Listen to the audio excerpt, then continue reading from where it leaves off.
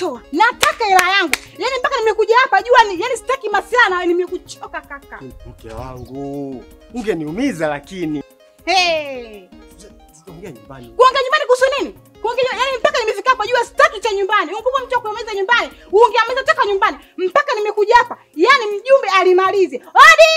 Mjumbe! Odi! Wenyewe!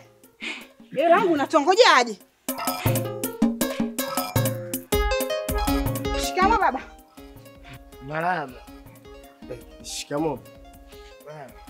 Yaani mjumbe, naomba nisikilize. Unamwona huyu kaka? Huyu kaka nimemchoka.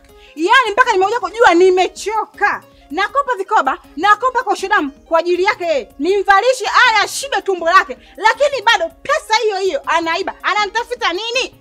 Ninachotaka mimi ni pesa yangu tu. Hapo ndo penyewe hapo. Mmokoto haya. Mke wangu, ungeamaliza lakini. Sitaki kusikia. Ungemeza toka huko nyumbani. Mjumbe, nimechoka. Yaani naomba nataka pesa yangu, nimemchoka. Baba. Hela umekula au jana? Story ndefu. Basi ishia hapo usije. Basi. Hapo. Wewe mama, nipo upande wako. Sasa. Sawa. Uba tunamweka jela. Safi sana. Segelea. Ndio. Hapa kata ndani imebaki moja. Sawa? Ya kumwandikia mashairi kwenda polisi kumfunga jela. Nikaitoe kopi kule. Fotokopi kutoa shilingi 300 moja. Nikipata bodaboda chap shilingi 3 kwenda 3 kurudi 6,000. Na fotokopi nipate 10 za akiba. Hapo nipate na peni moja. Ndio nzuri kabisa kuandikia mambo ya serikali. Na kuna kitu kimoja, utumbo huu. Mambo ya kula. Mambo ya heshima. Nile nishibe nije nikae nisirushe kesi yenu. Kwa sababu kesi kubwa hii.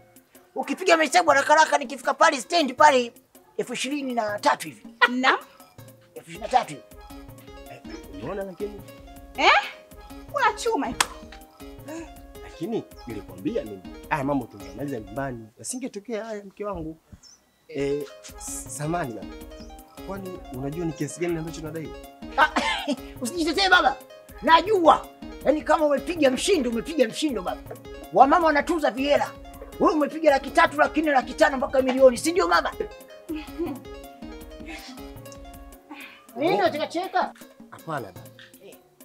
Pesa yenyewe ambayo mimi nimechukua ni shilingi 3,000 tu.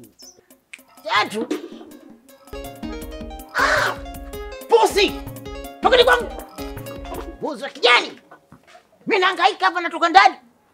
Na mwangalia mwanangu anaosha vyombo, akachukua mboga atupike tule. Pumbavu nyinyi. Sio kuyamaliza kwenu. Pusi. Na wafinya.